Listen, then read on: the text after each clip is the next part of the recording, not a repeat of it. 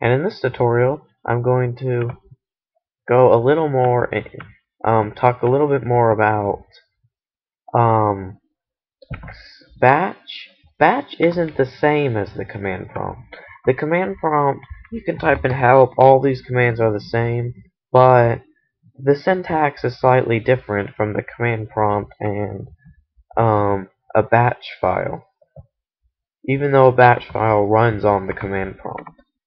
So, I'm going to show you something called tags. This is a tag. You put a colon and then the name of your tag. Let's say tag 1. And then what I could say is, let's say echo hi Paul's, and then you have go to command. If you go to your prompt, if you type in a command and slash question mark, it tells you about it. Direct cmd.exe to a labeled line in a batch file.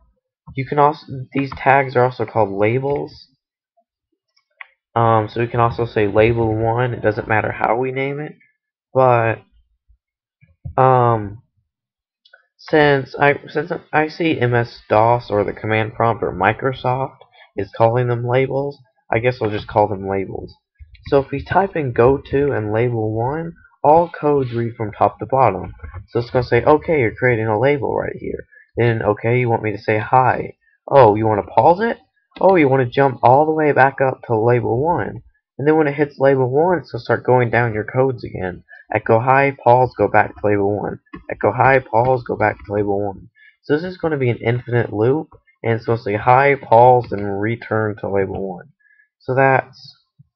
So if we double click this, see hi, press the key continue, every time we press the key, it just keeps on looping forever.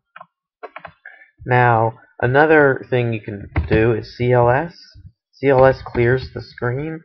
See, if you type in CLS in our prompt, it clears the screen. So if you type in CLS here, now every time I press the key, it seems like it does nothing. Because it clears the screen and echoes the same thing again. So it's almost like it's doing nothing. But that's it for my other batch tutorial. Batch tutorial is a lot shorter because the batch language is much easier than any other languages in my opinion.